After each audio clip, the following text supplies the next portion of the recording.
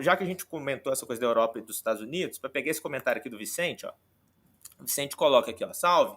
O tarifário de Trump é algo nacionalista após décadas de liberalismo? No atual desenvolvimento das forças produtivas, economia mundial totalmente globalizada, há condições de sucesso? Vou deixar o Tomás falar primeiro, mas eu vou dar um pitaquinho aqui. Eu acho que, para ser sincero, os Estados Unidos nunca deixou de olhar para o seu próprio umbigo. Nunca. Nesse ponto de vista, eu acho que nunca deixou de ser nacionalista, porque a, a, a globalização lhe servia bem até certo ponto. As condições estruturais do capital mudou, eles estão mudando o rumo. Vamos ver se vai dar certo. Vamos ver o que o Tomás acha aí. Eu acho que assim. Eu acho que o X da questão é entender o que é sucesso ali, né? Sucesso como, para quem, né?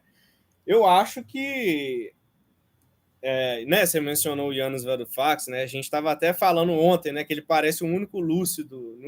E por que ele parece o único lúcido? Porque ele é o único que fala assim, gente, tem uma certa racionalidade no que o Trump está fazendo, porque né, na imprensa tradicional parece que o Trump é um louco, lunático, né, que tá, né? E eu acho Malucão que vai gerar inflação. É porque, assim, eu até entendo, cara, a coerência desse discurso dessa galera é porque eles estão falando. Assim, pessoal, quando você fica dentro da mediocridade, do raciocínio, isso vai tomando conta do seu ser, né? E aí os caras têm 30 anos que eles estão falando a mesma coisa, de livre mercado, de não sei o quê, pipipi, papapá.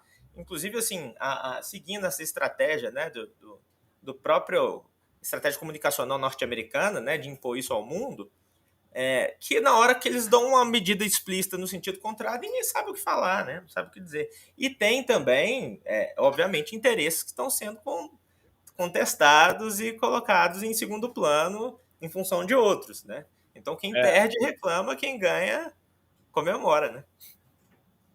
exatamente.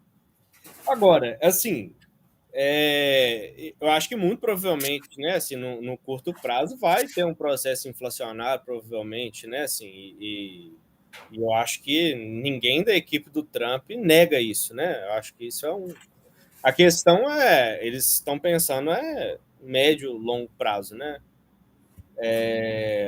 E eu acho que, enfim, se a gente pensar, né, assim, nos grandes arranjos do mercado mundial, né, do último século, né? O primeiro que foi, né, de Bretton Woods até os anos 70, final da Segunda Guerra até os anos 70, né? Houve um certo sistema que era baseado, né, no dólar lastreado no ouro, que é chamado, né, a época de ouro do capitalismo, que você teve, né, o grande desenvolvimento, né, em países da Europa, né, onde surge, né,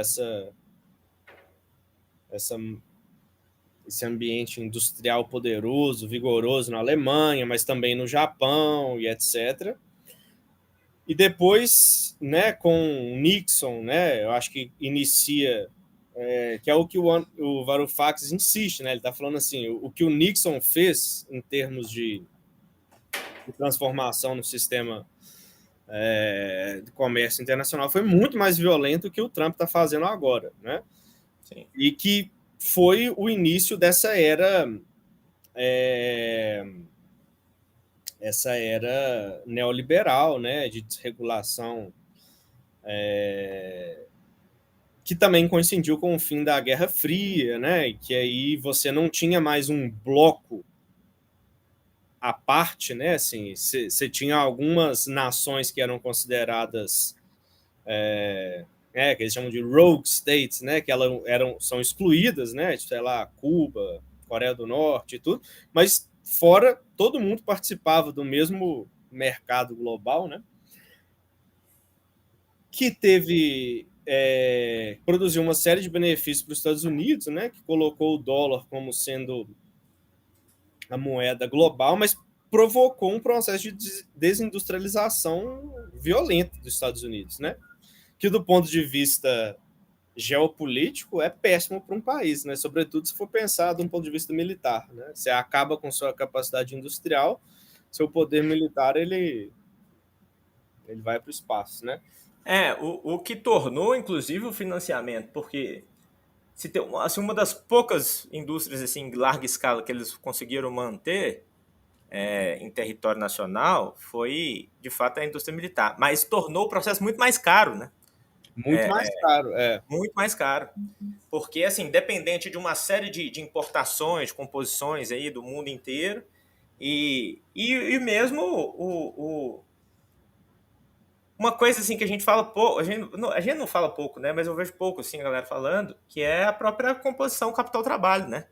Que nos Estados Unidos ela foi ganhando um patamar até que chegou um momento que caiu de uma vez, né? Que porque por falta mesmo de planta industrial e uma população que se acostumou a ganhar, né? Ter um ganho mais elevado, se a gente colocar em ponto de vista diferencial com relação às periferias do mundo aí, né? Porque para sustentar também uma economia de consumo poderosa, né? E de repente isso entrou em um descompasso, né? E a, a indústria militar acabou sendo aquilo que ficou segurando ali, enfim, mas com muito interesse, com muita influência, inclusive sobre os passos do próprio governo. Mas o fato é que muito custosa também, né? E aí eu coloco militar assim, aeroespacial, uma série de coisas, né? Que tá aí nesse bojo, né? Que inclusive eles começaram a apostar, né? No próprio mercado, né? Então apoiar empresas que têm capital aberto também, que fazem outras captações, enfim. Que é o caso aí do próprio... A ponto do cara ir para dentro do governo, né? Que é o próprio Elon Musk, né? Exatamente. Mas embora, né, os Estados Unidos ainda tenha, né, uma indústria militar importante, essa guerra, por exemplo, né, na Ucrânia, mostrou que, na verdade, tem uma série de gargalos, sobretudo quando você tem a necessidade de aumentar significativamente a produção em períodos curtos de tempo, né? Sim. E aí tem um outro problema também, que é essa relação parasitária do sistema financeiro com a indústria militar, que isso eu vi foi num estudo uma análise de um russo, que ele mostra assim, como é que os armamentos dos Estados Unidos, tanques, eles começaram a ficar absurdamente caros, né? Assim, que são muito rentáveis para quem investe, né?